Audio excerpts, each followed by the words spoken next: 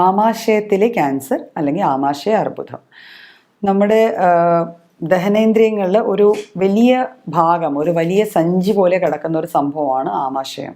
നമ്മൾ കഴിക്കുന്ന ഭക്ഷണം നമ്മുടെ വായിലൂടെ, അന്നനാളത്തിലൂടെ ചെന്ന് കയറുന്നത് ആമാശയത്തിലേക്കാണ്. അപ്പോൾ ആമാശയത്തിൽ ഒരു തരം ഒരു ആസിഡ് ഉണ്ട്. ആ ആസിഡിലാണ് നമ്മുടെ ഭക്ഷണം ദഹിക്കപ്പെട്ട് വീണ്ടും കുടലുകളിലും വൻകുടലിലും പോയി അത് നമ്മുടെ ബോഡി അത് അബ്സോർബ് ചെയ്യണത്. അപ്പോൾ ആമാശയത്തിലുള്ള ഈ ആസിഡിൻ്റെ അളവ് തന്നെ ഒരു വിധത്തിൽ പറഞ്ഞാൽ നമുക്ക് പലപ്പോഴും ഈ അസുഖത്തിൻ്റെ കാരണമായി മാറാറുണ്ട്. എന്താണെന്ന് വെച്ചാൽ ഇപ്പോൾ ഗ്യാസ്ട്രിക് അൾസർ പതിവായി എപ്പോഴും അൾസർ വരുന്നൊരു വ്യക്തിക്ക് ഈ ക്യാൻസർ വരാനുള്ള സാധ്യത കൂടുതലാണ്. അതുപോലെ തന്നെ ഒരു ഫാമിലി ഹിസ്റ്ററി ഉണ്ട്. നമ്മുടെ കുടുംബത്തിൽ ഒരാൾക്ക് ഈ അസുഖം വന്നിട്ടുണ്ട്. നിശ്ചിതമായ ഒരു അസുഖം വന്നിട്ടുണ്ടെന്ന് പറഞ്ഞ് നമുക്ക് അസുഖം വരും എന്നല്ല പറയുന്നത്. പക്ഷേ അസുഖം വന്നിട്ടുണ്ടെങ്കിൽ ഒരു ഫാമിലി ഹിസ്റ്ററി ഉള്ള ഒരു വ്യക്തിക്ക് ഇതിനുള്ള ചാൻസസ് കൂടുതലാണ്. ബിക്കോസ് ഈ ക്യാൻസറിന് ജനറ്റിക് ഫാക്ടർ, നമ്മൾ ജനിതകമായ ഘടകങ്ങൾക്ക് ഒരു നല്ല റോളുണ്ട്. പിന്നെ നമ്മുടെ ഭക്ഷണ രീതിയും ഭക്ഷണക്രമവും.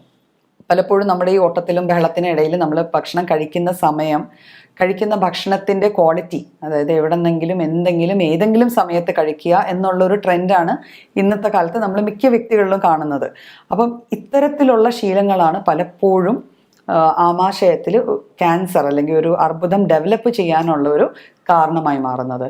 പിന്നെ അമിതമായ പ്രോസസ്ഡ് ഫുഡിൻ്റെ ഉപയോഗം, നമ്മൾ ബേക്കറി അല്ലെങ്കിൽ നമ്മൾ പാക്ക്ഡ് ഫുഡ് കഴിക്കുക, അജിനോമോട്ടോ പോലെയുള്ള ടേസ്റ്റ് മേക്കേഴ്സ് ആഡ് ചെയ്യുന്ന ഫുഡ് കഴിക്കുക, പ്രിസർവ് ചെയ്ത് വെച്ചിരിക്കുന്ന കുറേ നാൾ പ്രിസർവ് ചെയ്ത് വെച്ചിരിക്കുന്ന പ്രിസർവേറ്റീവ്സ് ചേരുന്ന തരത്തിലുള്ള ഭക്ഷണം കഴിക്കുക, കുറേ അധികം രാസവസ്തുക്കൾ ചേർന്ന് ഉണ്ടാകുന്ന അതിൽ നിന്ന് ഉണ്ടാക്കിയെടുക്കുന്ന ഭക്ഷണം നമ്മൾ ശരിക്ക് അത് കൈകാര്യം ചെയ്യാത്ത വിധത്തിൽ നമ്മൾ കഴിക്കേണ്ടി വരിക.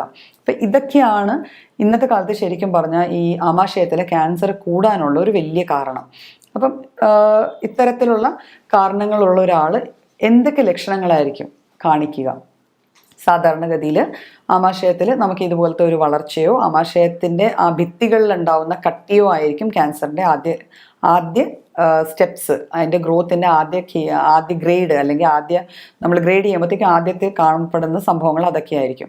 അപ്പോൾ അവിടെ ഇതുകൊണ്ടുണ്ടാവുന്ന മാറ്റങ്ങൾ, നമ്മൾ ഭക്ഷണം കഴിച്ച ഉടനെ നമുക്ക് വയറിലൊരു ഭാരം, എന്തോ ചെന്ന് കല്ലുപോലെ കിടക്കുന്നു, അല്ലെങ്കിൽ അത് ദഹിച്ച് മാറാൻ സമയമെടുക്കുന്നു, വയറിന് ഒരു വീർപ്പ് തോന്നുന്നു, വിശപ്പ് പ്രോപ്പറായിട്ട് തോന്നുന്നില്ല, ഭക്ഷണം കഴിക്കാൻ തോന്നുന്നില്ല.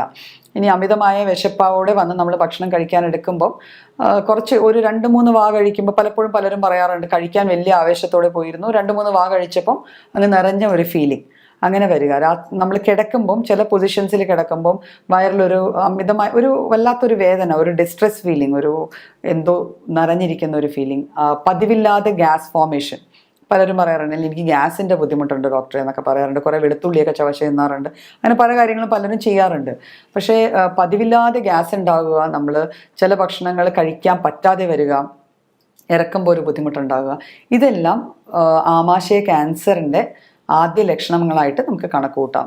പിന്നെ ഉണ്ടാവാൻ പോണ ഇതിൻ്റെ ബാക്കി പത്രമായിട്ട് ഉണ്ടാവാൻ പോകുന്ന നമ്മുടെ ഭക്ഷണം പ്രോപ്പറായിട്ട് ഡൈജസ്റ്റ് ആവാത്തത് കൊണ്ട് തന്നെ ഒന്നെങ്കിൽ അത് ദഹിക്കാതെ തന്നെ പലപ്പോഴായിട്ട് നമുക്ക് ബാത്റൂമിൽ പോകണമെന്ന് തോന്നും, ഭക്ഷണം കഴിച്ച ഉടനെ ടോയ്ലറ്റിൽ പോകണമെന്നൊരു തോന്നൽ വരിക, ഇരിക്കും മര്യാദക്ക് പോകുന്നില്ല, വീണ്ടും തിരിച്ചു വരിക, വീണ്ടും ആ ഒരു വീണ്ടും പോകണമെന്നുള്ളൊരു തോന്നൽ, ഇതും ആമാശയ ക്യാൻസറിൻ്റെ ഒരു ലക്ഷണമാണ്.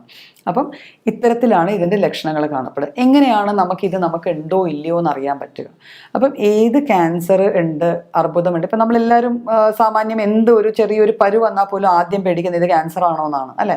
അപ്പം അങ്ങനെ ആണോ അല്ലയോ എന്ന് സ്ക്രീൻ ചെയ്യാനായിട്ട് നമുക്ക് സ്പെസിഫിക് ആയിട്ട് കുറച്ച് ബ്ലഡ് ടെസ്റ്റുകളുണ്ട്. അപ്പോൾ ഈ ബ്ലഡ് ടെസ്റ്റുകൾ ചെയ്താൽ നമുക്ക് എന്തെങ്കിലും ഒരു ചാൻസ് ഉണ്ടോ എന്നറിയാൻ പറ്റും. പിന്നെ ട്യൂമർ മാർക്കേഴ്സ് എന്ന് പറഞ്ഞൊരു കാറ്റഗറി ഓഫ് നമ്മുടെ ശരീരത്ത് കാണുന്ന ഒരു രാസവസ്തുക്കളുണ്ട്. അപ്പോൾ ഇവയും അനാലിസിസ് ചെയ്ത് നമ്മുടെ ലാബിൽ പോയി അനാലിസിസ് ചെയ്ത് കഴിഞ്ഞാൽ ഇതുണ്ടോ ഇല്ലയെന്ന് അറിയാൻ പറ്റും.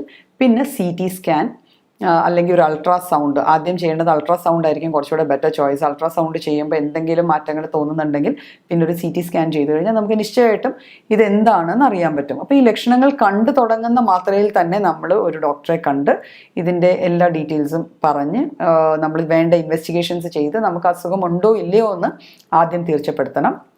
ഈ അറിവുകൾ വീഡിയോയിൽ നിന്ന് കിട്ടിയത് കൊണ്ട് നമ്മൾ സ്വയം അത് അസസ് ചെയ്യാൻ നടക്കരുത്. ബിക്കോസ് ഇത്തരത്തിലെ അസുഖങ്ങൾ നമുക്ക് ആദ്യത്തെ സ്റ്റേജിൽ കണ്ടുപിടിച്ചാൽ തന്നെ നമുക്ക് നല്ല രീതിയിൽ അസുഖം മാനേജ് ചെയ്യാൻ പറ്റുന്നതാണ്. അപ്പം മാനേജ് ചെയ്യാന്ന് വെച്ചാൽ ആ അസുഖവും കൊണ്ട് ഒരു വ്യക്തിക്ക് അത്യാവശ്യം നല്ല രീതിയിൽ ജീവിക്കാൻ പറ്റും.